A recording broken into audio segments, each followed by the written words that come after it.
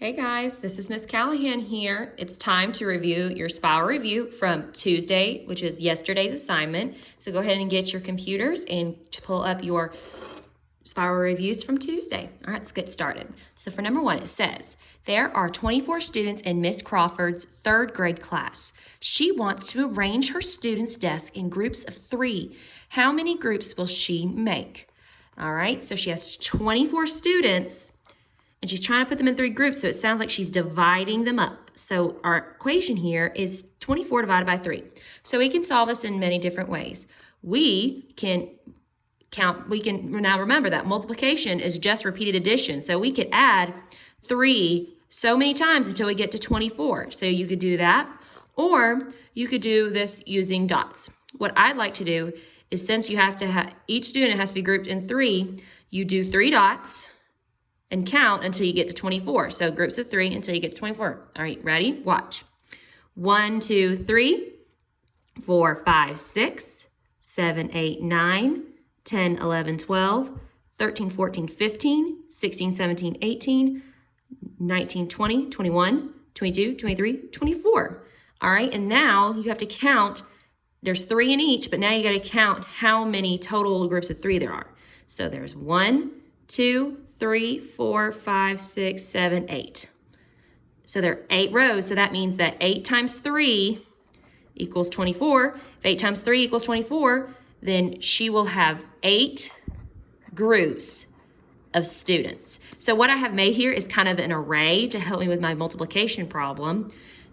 So I know that 8 times 3 is 24. Then I know that 24 divided by 3 equals 8. And then this is kind of the same as repeated addition. I just repeatedly added 3 groups until I got to 24. Just different ways of doing it.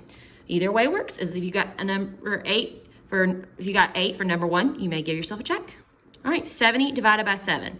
Same thing. You could do the opposite of division and multiply, which is also repeated addition. You can add 7 until you get to 70, but that could take a while. So we could think about our facts. We know 7 times 1 equals 7. 7 times 2 equals 14. Well, we're kind of far off from 70 at this point, so let's go a little higher. 7 times 5 we know is 35. Well, we got to go a little higher than that. Let's try 7 times 10. Those are pretty easy. You just got to count by 10s 7 times. Ready? 10, 20, 30, 40, 50, 60, 70. 7 times 10 equals 70. If 7 times 10 equals 70, then 70 divided by 7 equals 10, because that's the missing number.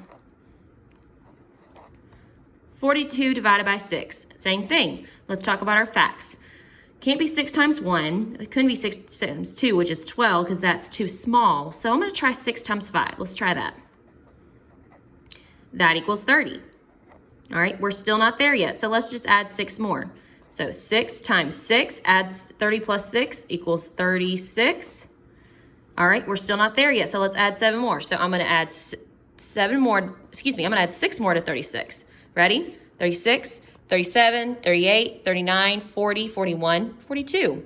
So that means 6 times 7 equals 42. Hey, that's the number that we're looking for. So if 6 times 7 equals 42, then 42 divided by 6 equals 7. It's like working backwards. Remember, if you are a little confused or if you need me to slow down, you can pause this video and catch up. All right, we're going to move on to number 4. 64 divided by 8 equals, all right, so if you remember from the previous video, we did 8 times 8 equals 64. I knew that because I remember the rhyme I told you about.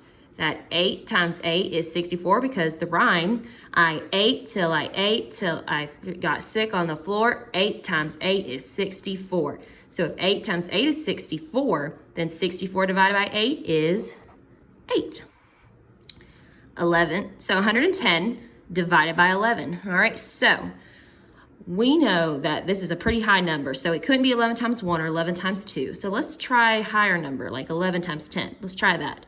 So we're going to have to count by 10 11 times, okay? So make sure you got both hands ready. I'm going to use one, all right? So keep it up for me. All right, ready? 10, 20, 30, 40, 50, 60, 70, 80, 90, 100, 110.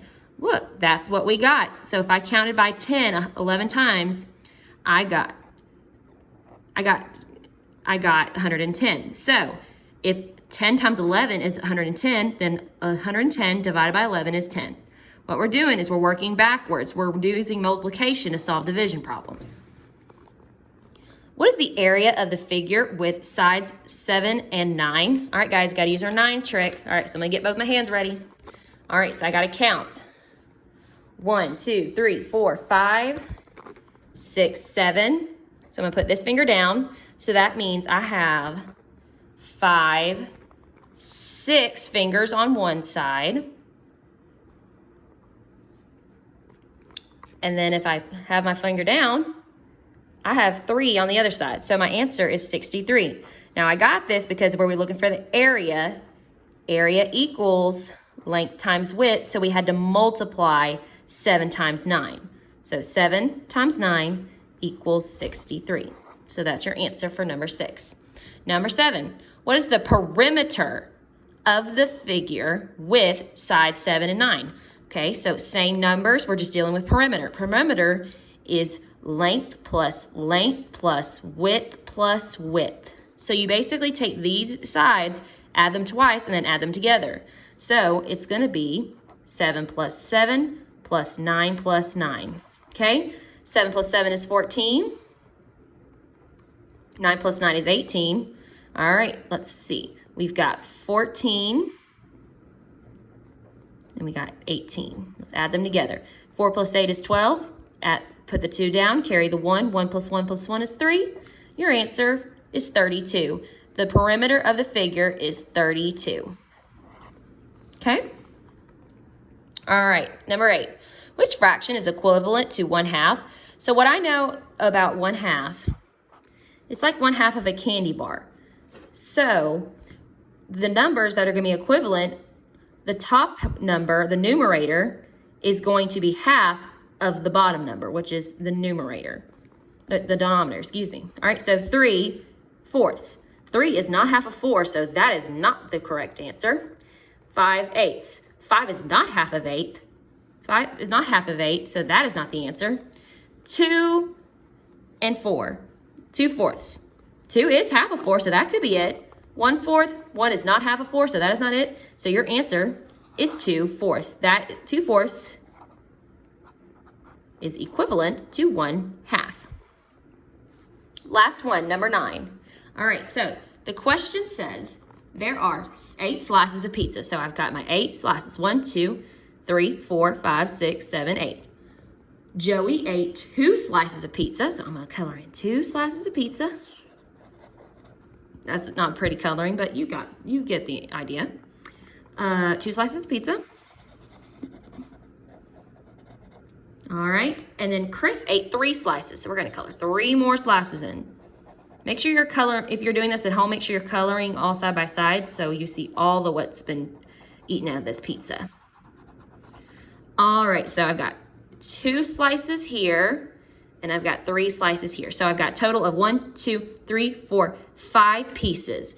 The question asks, what fraction of pizza did they eat all together? So we're asking how many pieces of pizza they ate. So let's count them. 1, 2, 3, 4, 5. 5 pieces they ate. Out of how many pieces did we begin with? 8. Your answer is 5/8. All right, guys, these are your answers for Tuesday, yesterday's assignment. So make sure you checked all of them. And remember, if you need to go back and check your answers, please do, or pause if you needed to pause it and catch up. All right, guys, have a great day.